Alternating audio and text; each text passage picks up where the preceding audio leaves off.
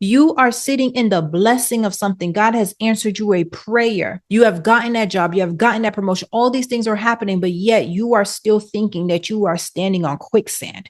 You are still thinking that you are standing on some mushy, unstable ground where he said, if God is the one who led you, if the reason you arrived there is because you were trusting him, you were doing the things that you were supposed to do, you were practicing that surrender, you were practicing, receiving, you were doing those self-care, you were doing the journaling, okay?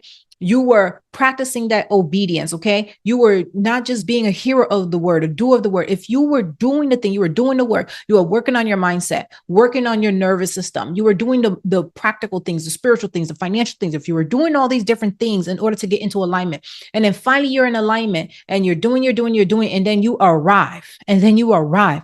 If you trusted God, and if God is what led you into that, if God is who led you to that place, God does not lead you onto unstable ground. God does not lead you into instability. So wherever you are at right now, even though you have this feeling inside of your body that the thing is temporal, that the rug may be pulled underneath your feet, I'm trying to bring your mind and your heart posture back into remembrance of who guided you there. And if God guided you there, that means he guided you to a place that was already established, whether you know it or not. So now my prayer became, I said, whoa, God, whoa. That means that everything was already established before I got here. Everything that I needed was already established before I got here. And once I felt that security, I said, hold on, wait. That means if I actually want to buy a house here, I can.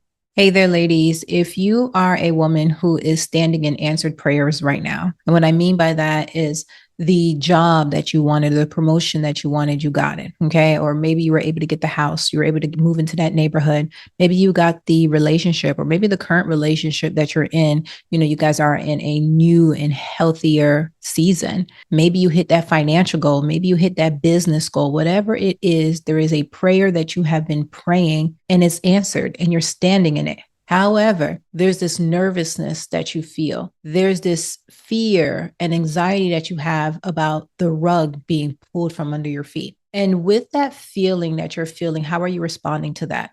What are you doing? Because this right here, that space that you're in where you have the thing, but there's this fear and this undercurrent of anxiety about it, that is the place where you will find that not only may you be practicing some form of procrastination, or maybe you're even practicing some form of controlling or gripping. But the most important piece of this is that is the space where sabotage happens. And I want to get into that because this episode is designed to free you from that.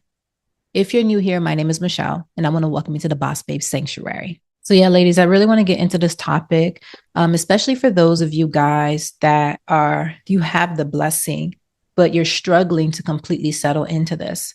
And I don't know how long you've been following me, but if you've been a part of my community for a while, the woman who I met however long ago, especially for those of you guys that have been introduced to me in the last year or so, the woman who I met, or the woman who met me across the screen or via audio, for those of you guys who are listening to the podcast via audio, you're just not the same woman. Okay. There's no way that you are going to be listening and as consistently as you are and doing the work. Okay. Doing the work, especially if you've purchased any number of my programs or you've done any type of coaching, group coaching, or one-on-one coaching with me. You're just not the same woman. Okay. And in that process, hopefully you've been able to do the work enough to get into the posture of trust. You are trusting, you're surrendering, you're receiving, you're doing the self-care. You're doing the things in order to be able to position yourself and get in alignment for the very thing that you are praying to God for. And now what ends up happening, because I need to address you guys that have essentially graduated out of that stage of panic, out of that stage of anxiety, out of that stage of fear, and you were able to get to the point where you were able to trust God. You were able to get to the point where you were able to step out in faith, in action, and long enough to actually see the fruition of the thing. Okay. I get your emails, I get your comments, and I'm always very grateful. And it's always, very reaffirming to me when I see the fruition of just the work that I do. It's in your lives and you guys are experiencing the fruit of it. But I want to caution you, because many of you, what you will find is that you utilize trust, you utilize faith, you utilize self-care, utilize all of these different tools in order to get into alignment and to be able to receive that thing. And now you have the manifestation of the answered prayer in your life. But now you're about to switch. Whether you realize it or not, you're probably already sitting in it. You're about to go back into survival, or you're already demonstrating different traits that your survival identity is trying to pop up. It's popping up by saying, hey, listen, we got to control this. Or, hey, listen, this thing that we have right now, we may lose it, or this may be temporary. Or can we fully have confidence in the fact that this is still going to be here?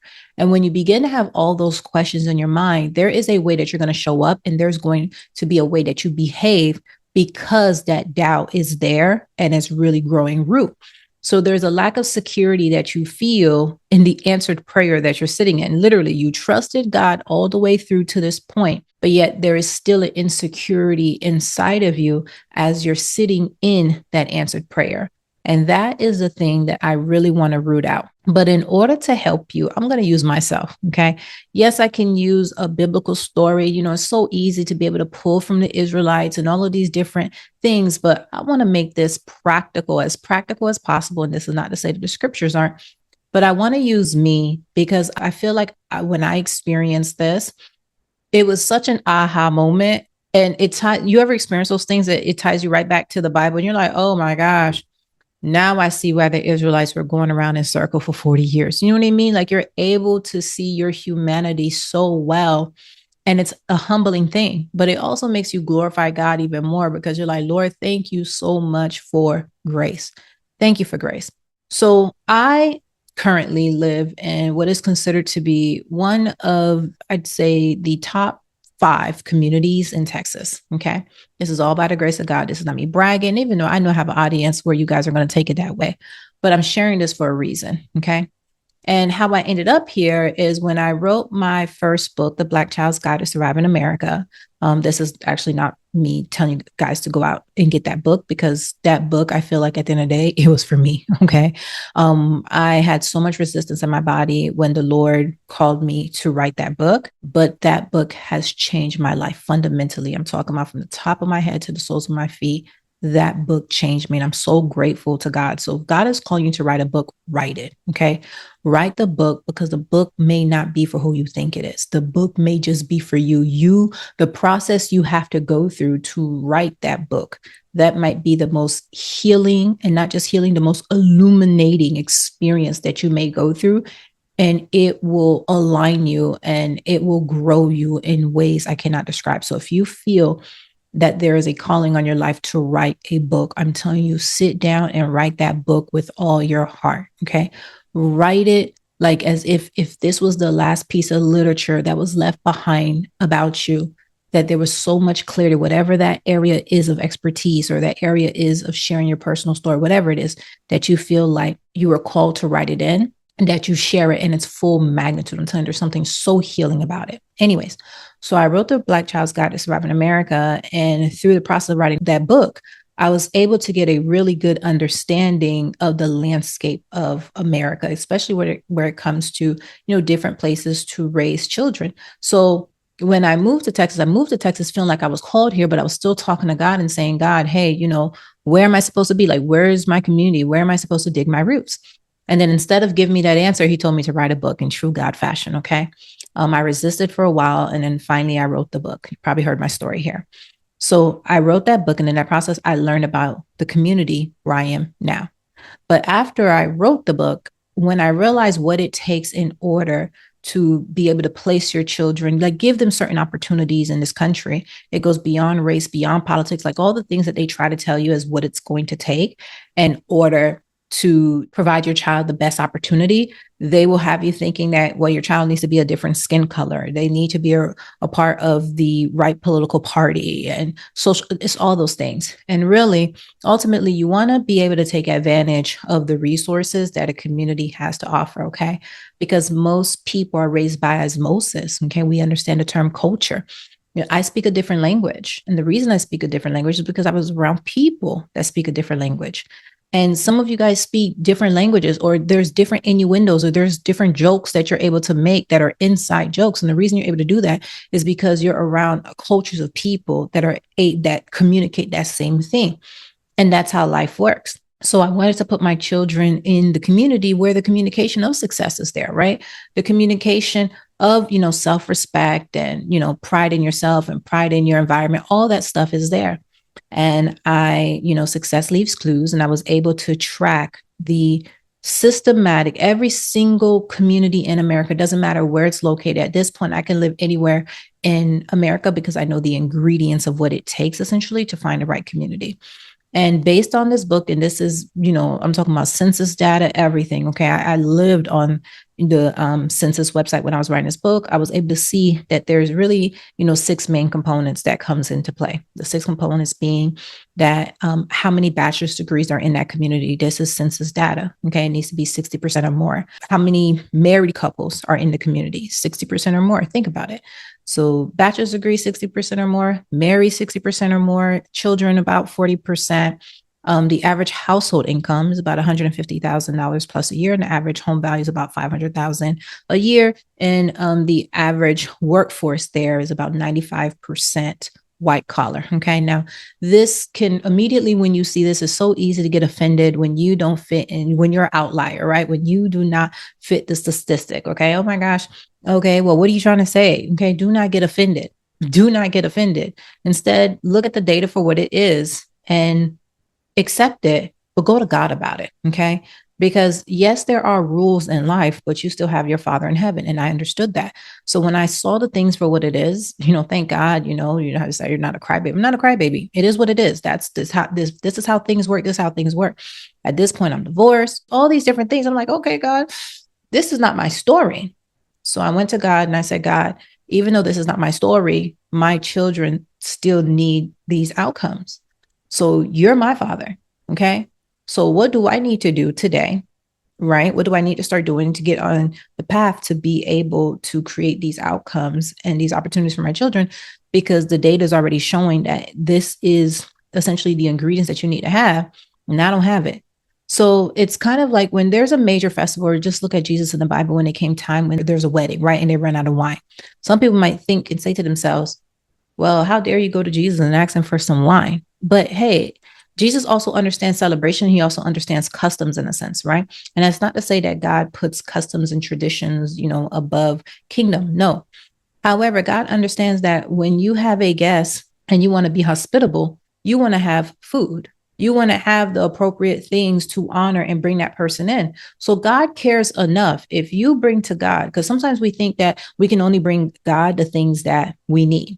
So if you go to God and you tell God, hey, God, listen, I want to be able to serve this way and I'm not able to do it. I want to be able to cook this thing and I don't have the ingredients to do it. God cares enough about you enough to help you get the ingredients. The problem is that we doubt the things that God actually cares about and he wants us to cook. So we don't even offer him the opportunity to help us get the ingredients. See, I believe that my Father cares. Okay.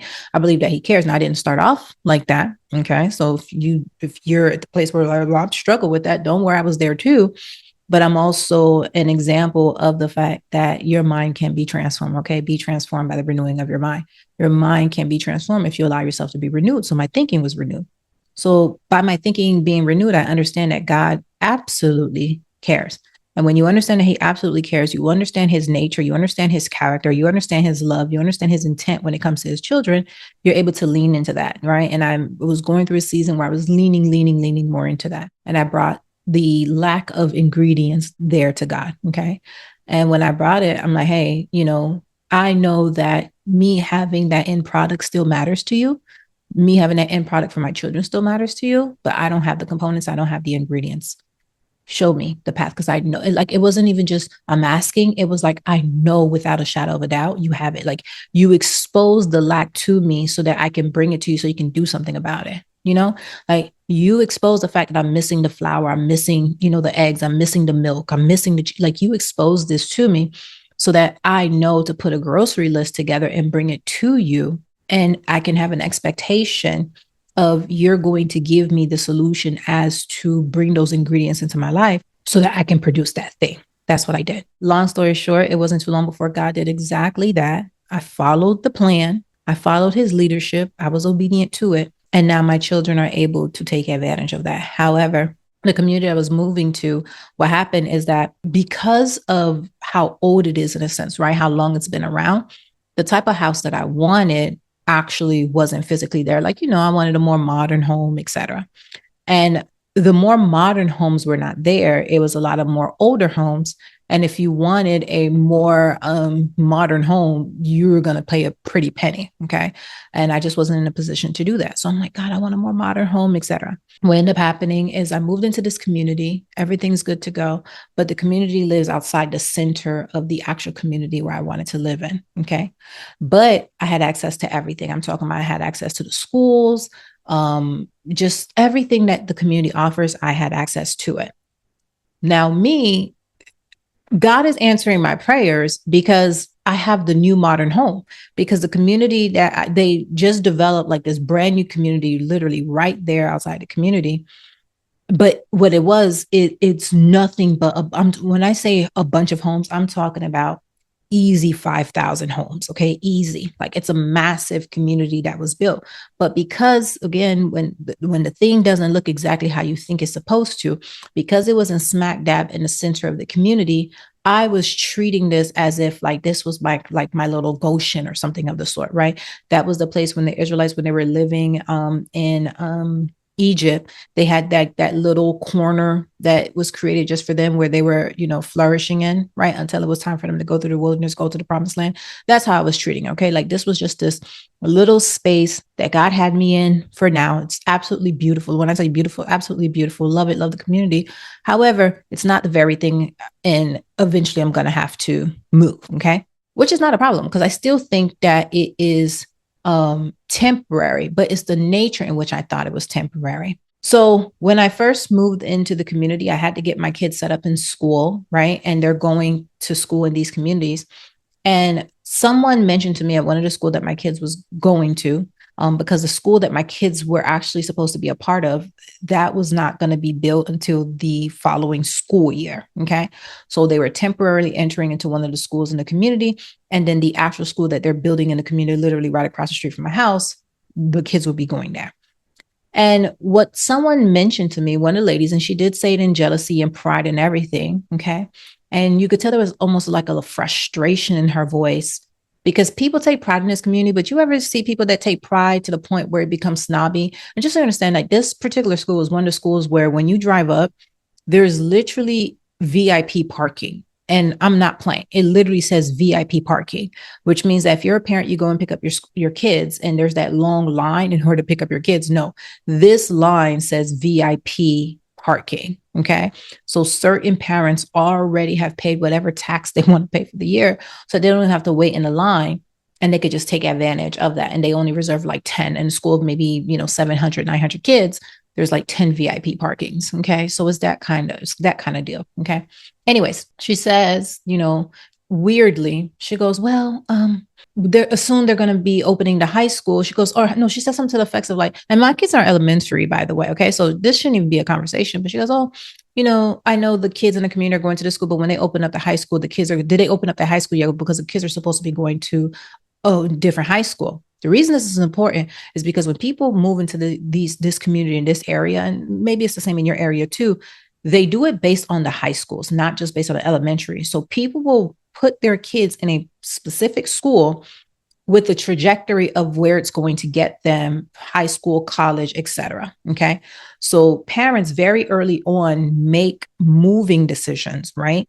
Residential decisions based off of the trajectory long term that is going to be for their children. So the high schools here are a very big deal, right? So where your child is positioned. So when she mentioned that the kids wouldn't be a part of that high school because they're supposed to be building another high school, that stuck in my brain somewhere. So in my brain, immediately I thought to myself, like, oh my gosh, I have a time clock in terms of how long I can be in this community, the one that I moved into that has the modern fixings and everything, because ultimately my reason for moving here wasn't just the modern fixings and everything. It was to put my kids in that specific trajectory. You understand? So then if at some point that road is going to deviate and go in a different direction, I better make sure that I put myself in the right trajectory before that road splits. Okay. So in the back of my mind, there's, without even realizing it, guys, there's this feeling that I have inside my body of, okay, You know, your time is temporary. You know, at any given moment, they're going to build that high school. And, you know, if you're still staying here, your kids won't be able to go to that school. So, you know, you better do your thing, girl. You better do your thing. And the reason I'm saying this is because that means that I know that if I go smack dab in the middle of the community where I want to be, I know I'm buying $1 million property. You follow what I'm saying? So listen, your girl's working on becoming a millionaire, but I'm not there yet. Okay. So let alone buying $1 million property. So with that in mind, I'm just like, oh my gosh, there's this even bigger pressure that, you know, I have to get myself ready to buy this $1 million property at any given time. The good thing about it is because my kids are still in elementary school, I still feel like I have some time, you know, to get there because again, it's the high school trajectory. That's the thing. Okay. Because that prepares them for college the whole bit. Anyways, this is where this pressure hit me so hard. Okay. And I thank God for this because it really brought this revelation to the forefront. My sister passed away, as some of you guys know, in November of last year, and two of her children are of high school age. Okay. And of course, with everything that was going on, you know, it just really started impacting them mentally, emotionally, spiritually, and especially one of them, you know, she basically entered into high school while her mom was still in the hospital. So she graduated out of middle school, her 8th grade year, and she started her freshman year with her mom in the hospital. So she did her freshman year, her sophomore year, and now she's in her junior year, essentially. So that's, we're seeing how that impacted her. And I have another sister who was actually in Washington doing residency. And both of us are kind of like, I'm in Texas. My other sisters are in Washington doing residency. And the two kids that, you know, are of high school age, or they were at one point with their stepfather, my sister's husband at the time. My sister passed away. And then they went to go be with grandma, my mom, grandma and grandpa. But, you know, my mom and dad are immigrant, you know, older people. They've already, you know, take 7 kids or so through school. They just do not have, you know, the strength and also just all the different things that they have to check up on. You know, kids will tell you, oh, my homework, I don't have any homework. We did it all in class. The next thing you know, the kid's getting in all these issues and you're being called into a parent teacher conference and you didn't realize, like, you know, they've been telling you a story the whole time. Whatever it is that kids do when they do not have the proper checks to make sure that they're on track of everything. So I made an agreement with the kids that, hey, listen, if we feel like you guys are going in a different direction, we're taking you out of, you know, grandma and grandpa's house and you're moving with us. But I needed my sister to finish residency because we agreed that we would essentially do it together. My sister completes residency. We look at the scenario, said, no, the kids are coming with us. Okay.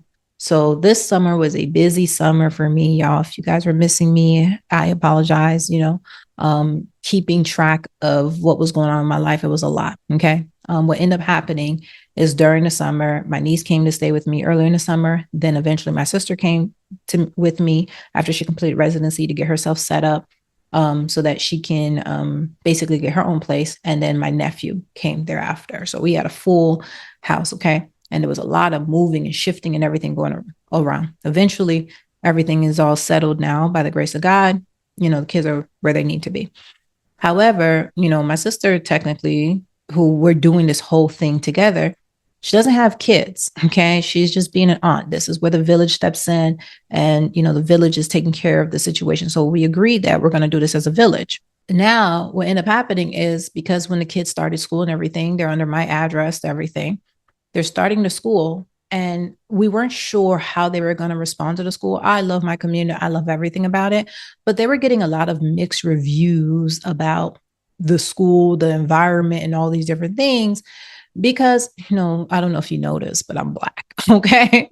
I don't know if you noticed, but I am Black. Okay. I am a Black woman. That's what they would call me here in America. Okay. So I'm a Black woman.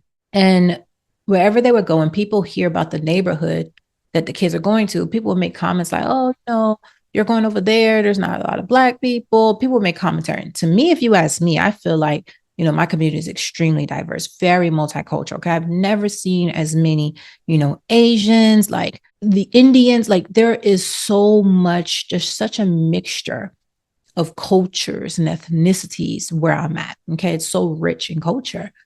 But coming from South Florida, where it's very easily Black, white, Hispanic, if people don't see that, they immediately assume something else, right? So they were just getting so many mixed messages. And I kept trying to tell them, like, hey, the school is amazing, community is amazing, etc. Okay, well, thank God the kids come and they find out for themselves and they fall in love.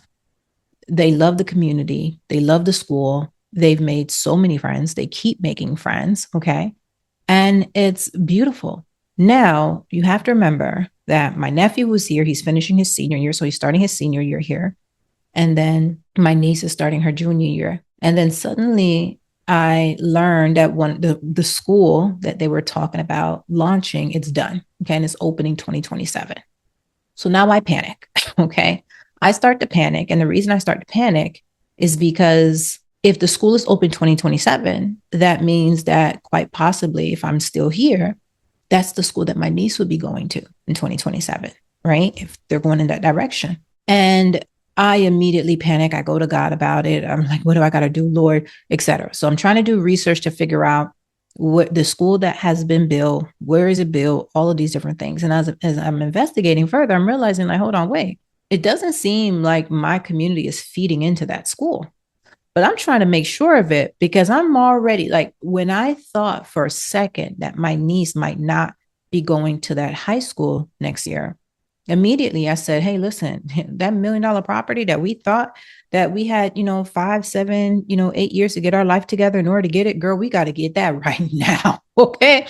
We have to get that right now because getting them off track school wise, that was not an option. It just simply was not an option. So I panicked going down this thing. Cause now I'm like, okay, you know how, you feel like you're on borrowed time. Okay. And now the clock is ticking. You finally reach that moment. Come to find out in my research, the school, because again, the way the elementary schools are all built is lets you know what high school they're feeding into. Every single elementary school, what high school they're feeding into. Come to find out the elementary school that's connected to the address, because that's how it is. Every address that you're in, it has the elementary school that's connected to it. And you know the trajectory you're on based off of what your elementary school feeds into. I'm going to find out the elementary school that my kids go to, because it was newly opened, I'm thinking that there is a possibility that the trajectory of the high school is going to may change because the elementary school is technically brand new. So maybe there's going to be some new things coming down the road. Come to find out that is far from the case. The town that I'm in, or the city that I'm in, the way they do things, DISD, and the district, is that they have to release a budget. On average, the budget is it looks like it happens every 4 years. And when they do the project, or when the project needs to be done, or they're asking money, or they're asking for the approval to build this project, they have to also let you know what the long-term view is for this, right? So if they're building the school, they have to be able to identify that this elementary school is for this purpose. Now, I wasn't living here when they did this first launch to do, this elementary school. I wasn't living here then, so I wasn't a part of those board meetings. But the board meeting had already established that this elementary school that my kids go to, it was being built as a response to the overflow of the kids that were already within the middle of the community. Hear me out, y'all, because this is where we're getting to the good part. The community, the larger community, that center point I was telling you about, because there was so much growth, not only in that community, right, but the surrounding, because there's so much growth there, they were creating an overflow school to help support the growth of that school. So the school that my kids go to, it was built with the intent to create an overflow to catch the blessing of what was happening there. So the blessing that I'm sitting in and I'm appreciating, it literally is an overflow of an already established blessing. Hear me. Point 1. Okay. That overflow right there. 2 is because it is an overflow. That means that the same intentions that it has for the kids that were a part of where the overflow came from, they cannot change the intentions. Now, I don't know what the rules are everywhere else, but that is just simply how things were written up for this school. Okay. So it was not opened up as some side gig to try to create a new high school with a new elementary school to create a brand new trajectory. No, it was literally created intentionally as an overflow to capture the overflow of kids that were happening there, to make sure that they are still on the same trajectory and creating capacity for more kids to continue on that same trajectory. So they created the school to solve a capacity issue. That's it. That's it. And then I'm still researching, right? And I'm in chat, I'm in everything. I said, but how unlikely is it though that maybe they'll change that? They're saying that today. How unlikely is it? Then I learned that the name of the school, the reason the school has the name that it has, meaning the current school, the new school that my kids go to, the elementary school, it is literally named after one of the founding fathers of the high school. So one of the founding fathers, or one of the earlier people of the high school when it was built, so they named that elementary school in honor of that person. Again, the intentionality. So that's how much this school was intentionally created, with the full understanding that it is on the same path and the same trajectory of all the other schools that are fed into that high school. That is 2. 3, lastly, when the budget was approved only with the understanding that that school, it feeds into the high school and the system. So if it's not going to feed into the system, they were not going to get the budget for the elementary school, because again, it was only created to solve a capacity issue. That's it. Even to the point that one of the high school and a lot of the staff, they are staff members that were already a part of some of the schools there. So when the brand new school opened, the district allowed some, before they hired in more staff, they first allowed some of the staff members that wanted to be a part of the new school. And they said, hey, me. So they promoted someone from another elementary school in the school up to principal. The principal of one of the other elementary schools came out of that school, ended up becoming the principal of this new school. Like so many, majority of the staff already were staff members that were already a part of the system there. And then just to fill in the little gaps, they brought in more staff outside of that. That's it. The point is that here I am, having a seed of doubt in me, or seed in me, thinking that I'm living in a blessing that is temporary. The whole time I'm living in something that's already established. If you have listened to this episode this long, to the point where you listen to this full story all the way through, and you are capturing this, you are blessed, because we live in a time in a society where people feel like they don't have the patience and they don't have the time to listen to things. And I'm not going to lie to you, they started to get in my head a little bit. Okay. They started to get in my head a little bit, even though I'm the person. I was talking to, one of my previous clients recently, and she said to me, she goes, Michelle, who goes on TikTok and does long form content on TikTok? I just started laughing so hard, because the reason that she said it, because when I had my TikTok account, which I still do, but I used to do 20, 30-minute videos on TikTok, because I was just having the conversation I felt led that I was supposed to have. And I literally would get views and views and views on these videos. She goes like, who in the world does long form content on TikTok and actually has people sitting on TikTok listening to these videos? So I was always the person, regardless of what was happening around and what people were saying, this is only supposed to do a 60-second video and 15 people don't have the attention span. I just show up in the capacity that I believe that I was supposed to show up in, right? So I hear y'all, I understand, but this is what I feel most aligned with. And I always typically try to operate in what I felt aligned with. But somehow, and this is where I'm getting to you guys, and I'm telling you that you're so blessed if you've listened to this episode this far, because I had to lay that groundwork for you to be able to give you this revelation that's going to bless you.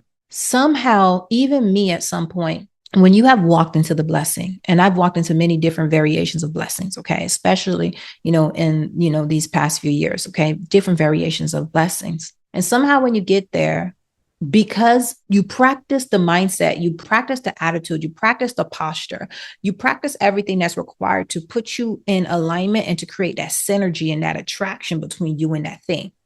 And once you get really good at it, it's like you arrived at the door and you have access. And then suddenly this fear, this panic comes out of nowhere, because now you've actually taken possession of the thing. And then now you stop doing the thing that you were necessarily doing in order to receive. And it's almost like, now that I've received, it's like, practicing receiving is not necessary anymore. And when you're not practicing receiving, guess what you go into? You go into control, you go into fear, you go into all these different things. And you notice that when it came to my content, because you'll notice at some point in my content, right? Listen, I told you guys I'm using myself here to help you. You'll notice at some point in my content, my voice started sounding a little bit faster with some of my content. Why? What happened? I arrived in that thing, right? I'm here. I did all the things that I was supposed to do to arrive there. And then all of a sudden now it just suddenly got in my brain that I had to, capture the moment, or I had to do it. And what ended up happening is when I thought got in my brain, I did it by speeding up my content, speeding up my speaking voice. And I'm showing you the manifestation of it, how you can accidentally begin to practice sabotage. Even though that wasn't sabotaging, I caught it quickly. Thank you, by the grace of God. But still, for you, it could be worse. And I'm just using this as an example. So because the quality of my content, I know if I'm speaking something, I have to tell the fullness of it to really lay it down. Okay. Just like I'm telling the story right now. There's that part in your body that says, oh my gosh, people are going to listen too long. They might not want to listen to me. I'm telling this long story, get to the point. We see it all the time, right? You're on social media, you go into a comment and people will say, oh my gosh, point one here, point two here, point three here, people are like, oh, you don't got time for all this. You could have just said this, etc. Right? So there's this which is disrespectful, to be quite frank with you. So please, if you're part of my community, don't participate in that behavior. But anyways, you begin to see that people are like, get to the point. Okay. So you begin to question whether or not if you're taking too long. So I know I can't cut down the quality of what I'm saying. I know I need all of these ingredients in order to get it across. So instead of doing what some people will do, which is maybe give you half of what you need, a quarter of what you need in that one sitting, I'm like, I know that I'm supposed to give the fullness of it. So I can't chop it down anymore. So what I'll do is I'll speed it up. Because if you've ever sped up any content, one video that was, 40 minutes, just by speeding it up, now it's 27 minutes. But now people are sitting here listening to you, right? So then somebody comes in the comments randomly, just like a couple months ago, somebody comes in the comments like, the first timer, okay? Well, if you're a first timer here, welcome, but, watch yourself, okay? I'm going to explain to you. Somebody comes in the comment randomly, and they're like, oh man, this is so good. But hey, listen, so I'm gonna need you to do this for me. Go ahead and slow it down. And like they were just so abrasive in the way that they came at me. And I was just like, no, well, here's a button. You can slow it down. You can do this, etc. Because me, when I do listen to some content online, I do speed it up. Sometimes I speed up things 2x. Even when I read Audible, I speed it up 2x, but I'm listening at that experience, right? Because I'm not necessarily trying to have this, very, soft, etc. experience. I'm just trying to like hear the information, etc. And I'm doing this while I'm working or driving or whatever. Here's the point. So when the person responded to me that way, I said, first of all, nah, don't talk to me like that. No, you can get off my, my whole platform with that. Just like, I'm not one of those people that just because you see me here physically and you're behind, your computer, you're in your room, you think you could talk to people any kind of way. I do not do that. Block, you got to go. Right. However, I went to God and I said, God, listen, I don't know if you send that person to have a conversation with me. Maybe it's something I do need to work on. I said, however, I'm not going to receive it from that person the way they came at me. You know me. Okay. And you guys know me and God, we have an honest conversation. I said, God, me, I'm not going to receive it for someone that way. I said, however, if there is truth in what they are saying, please bring somebody to me that is going to communicate it to me in a way that I actually will receive it, because I still want to be able to make sure that I implement what you're calling me to implement. I said, but I'm not, it has to be from the person I receive it from, because I'm not going to receive it from that kind of person. Simple. Well, it didn't take too long. A week and a half later, somebody comes on my comment. And they're like, hey, Michelle, I just want to let you know how much I appreciate you. This session really helps me. It's like, hey, but I want to let you know is that when I listen to your episodes, I'm actually, typically doing self-care. I'm doing this in the background, blah, blah, blah, blah. And then lately I noticed that your speaking voice has been sped up. I don't know if this is intentional, whatever it may be. I just want to communicate that with you because, it's basically, I get what you're saying. It's basically creating a different sense inside of her than what she was experiencing. I know exactly what you're saying, girl. It's creating anxiety. Okay. Like you're like, hold on, wait, you're in the tub and all of a sudden you were like, oh, this is nice listening to it. You're like, hold on, wait, I got to get out the tub real quick. So I understood what she was saying. And I said, oh my gosh, thank you so much, because it was genuine, supportive type of advice. It wasn't demeaning. It wasn't disrespectful. It wasn't out of hand. It was simply giving you some context from me and how you can help me. It was quality feedback. Okay. It was quality feedback. And I love me some quality feedback. And I got that and I said, oh my gosh, done. Oh my, I would never want my audience to have that kind of experience. That was not my intentions. But this is what happened. When I walked into the blessing and the newness of everything that God was doing into that new season, you'll see it. My thumbnails changed. A lot of things were changing, right? And I'm still growing. I'm still shifting and still changing. What happened all of a sudden, I got very caught up in optimization. Okay. And if you start listening to optimization conversations, a lot of things begin, getting rid of the fat, the skinny, et cetera, et cetera, et cetera. So in that thought process of optimizing and creating the best experience for my user, somehow that also meant creating a short experience for my user, a shorter experience than the one that I was experiencing. When you guys probably listen to me, you guys already are the type of people that already know, okay, if I'm going to get this message today, and if I'm going to get this revelation today, I'm going to have to sit down and do the thing and listen, right? And what made me grow and what made my platform grow is because I wasn't doing it according to the time that I thought people needed me to take, the 60 seconds on TikTok.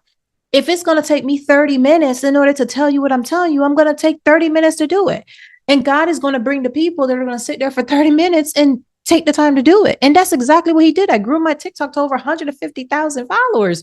My average video on average on TikTok has always been 10 minutes. Always has been 10 minutes on TikTok. Okay. Let alone YouTube. Finally, after a while of doing videos on TikTok at 10 minutes a day and back to back, I'm talking about, I might have 6 videos in a week and they're all 10-minute videos. I mean, somebody watched me, they've watched an hour form content technically within a week of watching me. So then it became something that it made more sense talking to God, instead of doing 6 different videos, take the quality and put it into one video. So YouTube was supposed to be the platform to help me take what I'm doing and optimize it and just refine it. It wasn't supposed for me to change my ingredients. You know what I mean? It's kind of like when you start working with people, or let's say, if you start cooking food and you're like, oh my gosh, okay, you're cooking what you know that you are blessed and have the expertise to cook. Okay. So you're out here, you're cooking, for example, Haitian food. Okay. If you guys have not tried Haitian food, I don't know where you guys go try you some Haitian food. Okay. But you guys are trying Haitian food. And you're cooking your poisson frit, that's the fried fish. You're cooking your turkey griot, okay? You're cooking your plantains. You're cooking your black rice. You're cooking all this food. Amazing. You're cooking, your heart. You're pouring your heart. And so the very thing that you are most aligned with, and you can pour your heart and soul and you can create excellence every single time. That's what you're creating. And you're allowing the people that will appreciate it and love it to come into place. And they're coming there, right? But then all of a sudden, you get the growth, you get the acknowledgement, and you get everything. And then you're starting to feel like, okay, I want to make sure that the people that have come, I'm giving them a great experience. You're coming from a good place. But suddenly, instead of keeping the foundation, you start moving the foundation unknowingly, because you start saying, man, what do they love? They love macaroni and cheese, and they love hot wings, and they love these. So instead of it being an additional thing that you add, you start changing your menu. Instead of the fried fish, right? You're doing tilapia. Okay. And you're doing Greek style tilapia. You're doing, because you found out that the audience like these types of things, and they do. But when it comes to you, they actually like what you were serving, and you forgot to still take care of the audience without separating yourself from what you actually serve at the end of the day. Right. And I'm using an example so that you can understand how unintentionally, and that was just in a small way, just by adjusting the speed. I forgot that, hold on, wait, my audience actually listens to me. Why am I acting like they don't listen to me? They've been listening to me since I was doing 30-minute videos on TikTok. Why am I acting like this? Okay. So let me tell you how I understood this revelation and came back. Not only did that client there, getting back to the school situation, I realized, hold on, wait, here I am sitting in my home, sitting in this beautiful community with beautiful houses. It has the most modern houses in the entire area, other than the $5 million, $10 million houses. This is the most modern homes, right? They're beautiful and it's just gorgeous, still building. Here I'm sitting in it, but my mind will not settle in here, and it won't allow me to even consider buying a house here. Okay. It won't even allow me to consider it. Why? Because my time is temporal, and I need to be ready to go buy the house in the middle of the community the whole time, because of the opportunity here is temporal. So I need to make sure that this over there, that's when the opportunity actually, until I get here, the opportunity is not permanent until I get over there. Meanwhile, I find out that this entire community that I'm living in was intentionally designed with that in mind. My mind was blown. And not only was my mind blown, when I tell you guys, I was on my walk with God and I was walking. If you're not taking walks with God, y'all walk and talk with God. Listen, I know, we're just coming out of summer, finishing summer. The girls are in their hot girl summer. The girls are making sure they're fine. Okay. The girls are doing Pilates and the girls are doing solid core and the girls are doing bar and the girls are weight training. The girls are doing run clubs. And I get it. Take those walks. Make time to take these beautiful aesthetic, when I talk about these garden moments, pause and take these garden moments with God, okay, and talk with him and let the Holy Spirit speak to you. I was speaking to a client recently, and I was telling her about, you need to go walk and talk with God. You need to just enjoy some fresh air with him. It's going to be monumental for your self-care. She said she's been feeling for a few months that she needs to go to the beach. I'm like, oh, I could just feel it. I said, girl, go do it. And I said, and don't try to invite a bunch of people into that moment. Just let it be just you and him. Take it in, enjoy that moment with him. And I'm on my walk with God. And when I had this revelation, I realized, like, hold on, wait. Here I am. I moved to Texas, not knowing exactly what community I'm going to be in.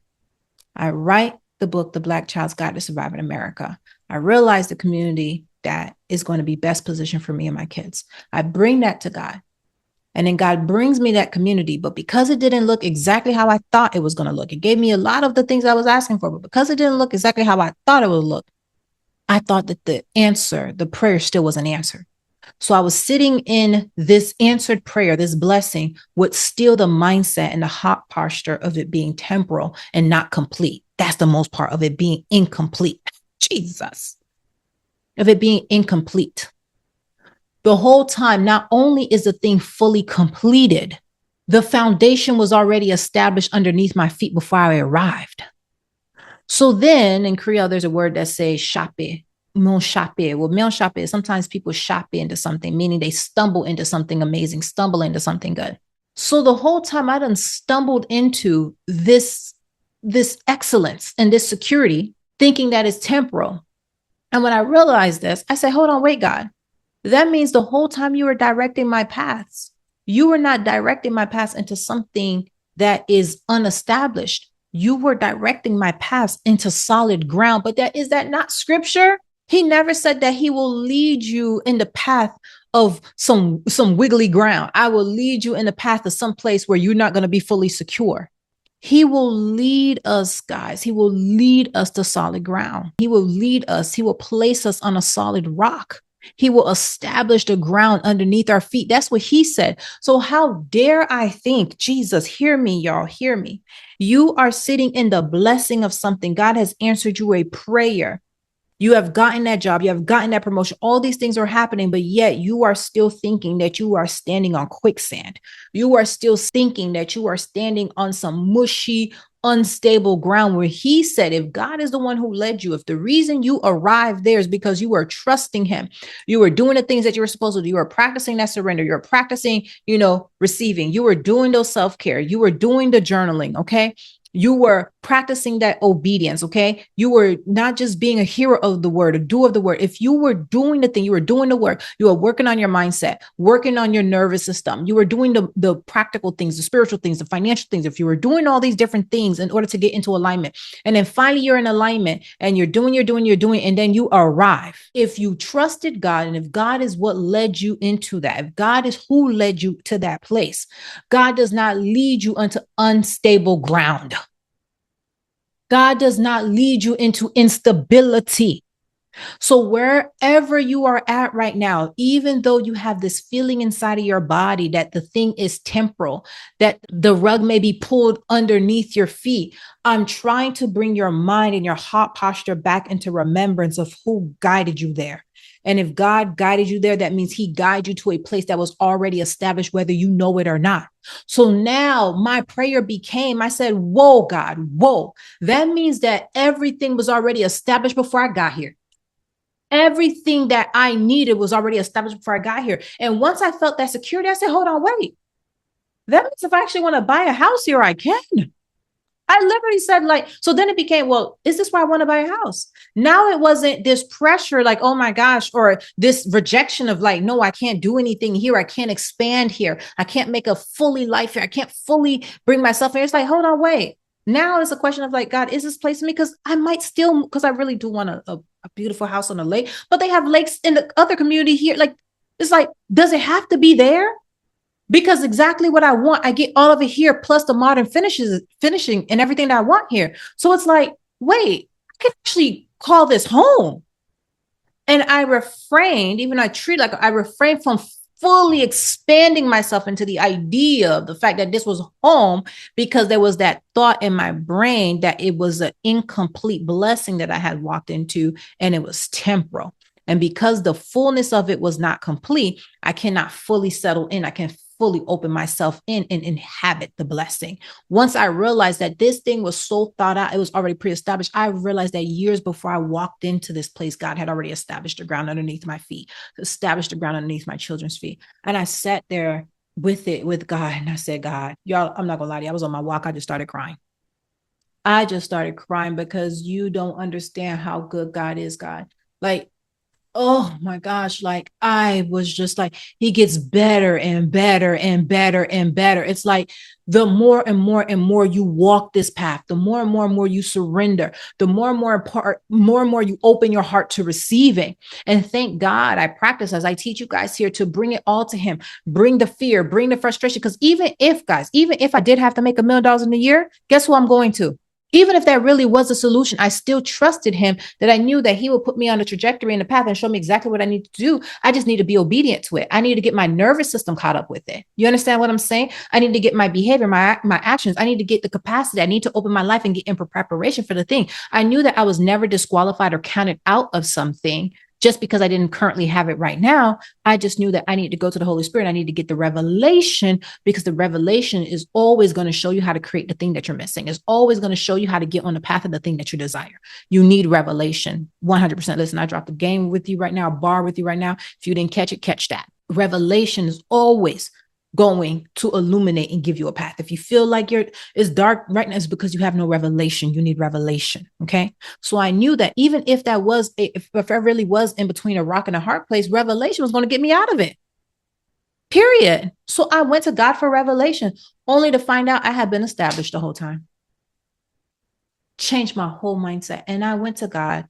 I'm crying, guys, out there. Okay. I'm on the walking trail. I'm crying. I said, God, where in my life am I operating like I am incomplete, or this is temporary and I'm established?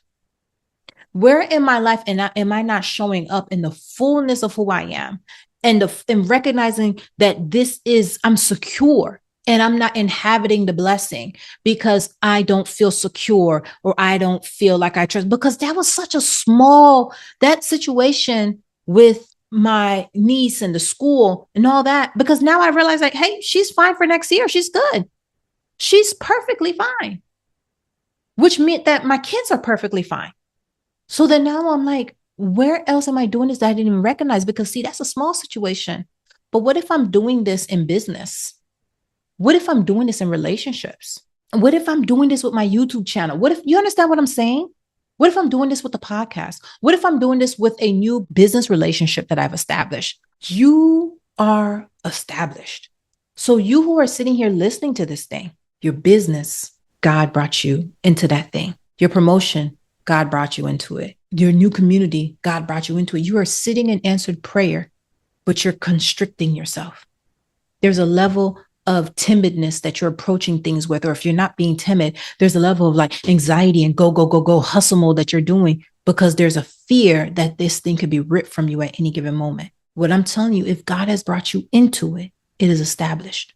So now your prayer needs to be that God open your eyes to see that you are standing on solid rock. Open your eyes to see that you're established where you don't have the revelation and the ability to see it. Lord, open my eyes to see what you have done, so that I can glorify you, so that I can thank you. And most importantly, so that I can inhabit it where you have called me to inhabit, but I am operating fearfully. I am operating timidly. or I'm operating in scarcity or in control, where I am unintentionally sabotaging it. I'm gripping too hard, or I won't touch it at all, or I'm very lightly touching it. Expose me to me, open my heart, right? Create in me a clean heart, oh God. Create in me a clean heart. Guys, even when you step into that new thing, there is still that survival identity and that survival strength, okay? It will still try to creep up on you, especially every time something is new. So if you've entered into a new blessing, if you entered into a new season, which you have, that means your brain is going to easily want to grab back to those old tools that you thought you solved just previously in last season. No, it's going to try to apply it in this season because you're back in the unknown. And the way you were able to get out of that first season is because we established certainty. That certainty that God is good, that certainty that he doesn't mean you harm, right? The certainty that his plans are to prosper you. And you've established that. And in the midst of that certainty, you were able to manifest all this beauty. But with the manifestation, you're back into uncertainty again. And guess what happens? That uncertainty now grabs on those tools, those same tools that you used the last time you were uncertain. It may look a little different. It's a little bit more sophisticated, but it's just as much damaging. It's just as much damaging. So I'm saying this to you so that you understand. You need to ensure that you fix your heart posture, that you are putting yourself back into receiving. Even if you've already received, you still keep that open heart of receiving there, that place of trust, that place of certainty, that place of confidence. Just because you walked into a new thing that is uncertain, that's bigger than what you used to before, it doesn't mean now all of a sudden all the tools that you use to get you there, you abandon them, right? Not intentionally, but you're not leaning into them. So your brain wants to lean onto control. Your brain wants to lean into perfectionism. Don't let it. Do not let it. And this is why self-care, guys, it's always going to be important because that walk is a part of my self-care. It's always going to be important. That practice of making sure that your nervous system is at a certain baseline. It's always going to be critically important because this is what protects you from allowing those seeds to grow out of control. And this is where if you have not grabbed the 8-week transformation kit, grab it. That 8-week transformation kit is what includes that 4-week Esther Year Launch Kit. For those of you guys that have not started your Esther Year, do that. For those of you guys that have, you know how amazing that season is.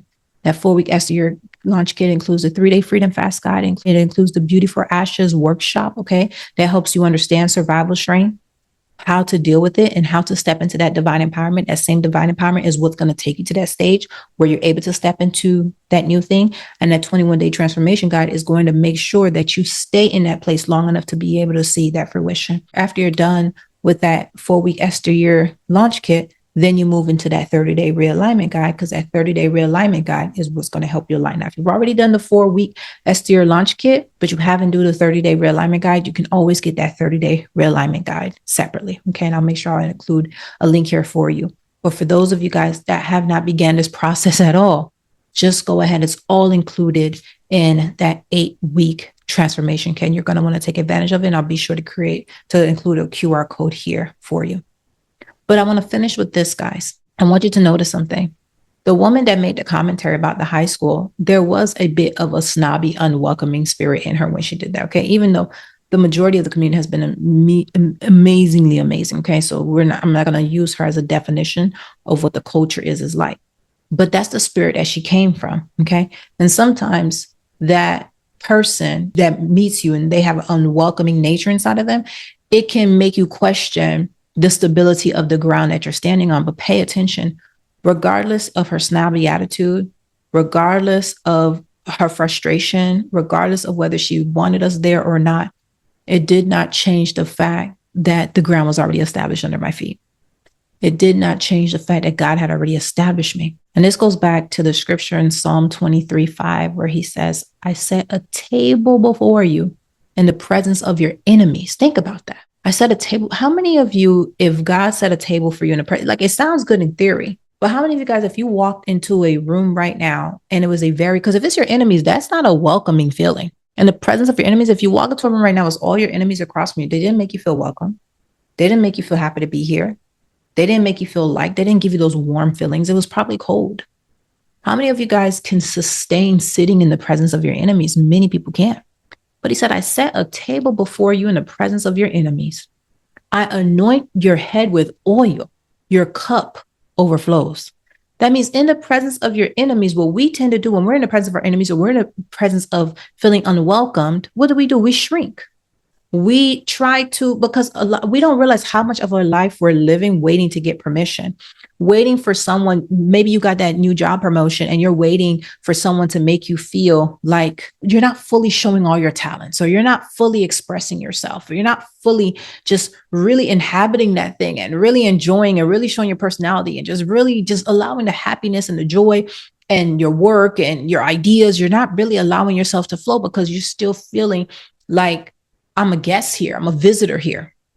And because you don't feel fully established, again, that's what a sabotage, you never show the fullness of what you can show because you start constricting. You start deciding how much of me am I allowed to pour out right now? You constrict yourself. So here it is. God has established the ground underneath your feet. So if God has established the ground underneath your feet, he's like, hey, flow. I've placed you someplace where you can flow. I've placed you someplace where when you release yourself, it has the container and it has the capacity to hold you. But we don't trust that we're secure. And a lot of times the reason that we don't trust that we're secure is not because we're looking down, is because we're looking around. We're looking around at what's around us. We're hearing those things around us, and those things that are getting in our spirit is telling us that, hey, this is temporal, or hey, the rug may be pulled underneath your feet right now. And we're waiting for cues from society, cues from the people around us to make us feel like, hey, go ahead, show us more, do more. And then we end up being hooked on people in order to become and express and do. Or you're waiting, here it is, your business, you've hit this amazing milestone in business, and now you're waiting for some other person to make you feel like, okay, yeah, I'm safe to do more in business. I'm safe to grow more in business, or things are going to be okay, or I've crossed this line and I can expect this much on the other side. We begin to struggle to believe that this is our new normal and we can enjoy and grow in this new normal. Instead, we think that any given time we could be kicked back into something else. So it's like we want to preserve our spots, and how we preserve could be different. Some people preserve by shrinking. Some people preserve by hustling real fast. Like, hey, catch me if you can. Hey, by the time you try to take it from me, guess what? I'm already too far gone. Okay. You just crossed over 100,000. Like, hey, listen, I got to get 200,000 because I might lose the 100,000. So I got to hurry up and make the 200. Or I just made the 300,000. I got to hurry up and get you understand? There's this anxiety that you're doing things with out of fear that what you just make could be captured from you. So you got to hurry up and go make the next thing. We're not able to enjoy and receive and be in that state of being where our nervous system is calm and we're able to hear clearly because of all this messaging. But what I'm saying to you is, regardless of that person's spirit, regardless if there was a welcoming, regardless if there was a celebration, regardless if there was a parade, regardless of what was happening, it did not change the fact that God established the ground underneath my feet, and it was law. It was literally written into the district codes. It was law. How much law is on your side that you're unaware of because you're too busy paying attention to signals and getting your signals from society? You're not getting how much you're allowed to embrace it or how much you're allowed to do it from what God is saying to you. Instead, the voice that is supreme is what society is saying to you, or what anxiety is saying to you, or what other people who have failed or whatever, what they're saying to you. What is God saying to you? Is God telling you this is your moment? Is God telling you to go? Is God telling you to trust? Is God telling you to flow? What is God saying to you? Because his voice reigns supreme, because his voice is law. And you are established when you are operating where his law is established for you. For you. Y'all, I love y'all. I really do. I love you guys. This revelation has, if there, how there's that refinement. Oh, like, I don't know if you guys ever watch movies or if you guys ever watch shows with designers, I love designing. When or people who make cake or make food, it's like they do all this extra stuff. And then after that, there's that one moment where they do that extra thing, that moment of refinement that really takes the look to the next level. It's like that thing that refines it, that just brings that je ne sais quoi. It's like that revelation was that for me. It was the moment the dish was, woo, ooh, ooh. It's the moment that hit the spot. It was the moment that you knew that this was perfection. It was excellence. And that came through surrender. That came through self-care. That came through doing my walk with God. That came through slowing down. That came through listening. That came through talking. That came through bringing everything to him. That came through documenting. That came through sharing. That came through allowing myself to receive. Receive not just in the tangible form, but receive revelation. And when you receive revelation, it will transform your life. So I love you guys. Go ahead, click the link in the bio or in the description. I'll be sure again to put a QR code here for you to be able to access that 8-week transformation guide. Okay. But if you've already gotten the 30-day realignment guide separately, go ahead and check out the 4-week Esther Year Launch Kit. I'll put it here for you as well. But if you've gotten the 4-week Esther Year Launch Kit, but you didn't get the 30-day realignment guide, you can go ahead and get the 30-day realignment guide separately. But for those of you guys that haven't started the journey at all, it's all included in that 8-week transformation kit where you have everything you need to get in alignment, to not only do the mental, emotional, spiritual work, okay, but to do the actual work that helps you actually get in alignment and walk into that assignment, okay, and walk into that blessing that you are praying for. But you have to get your mind, heart, everything aligned so that your actions can take you straight there. So I love you guys. Get in the comments. Tell me what you think, okay? How are you showing up, or where you realize that you are operating in a way that is still temporary, or operating in a way where you are still contracting or still being timid in your approach, okay? Or maybe even over gripping and trying to be in control because you've possessed this blessing. But all of a sudden, you're afraid of losing it for whatever reason.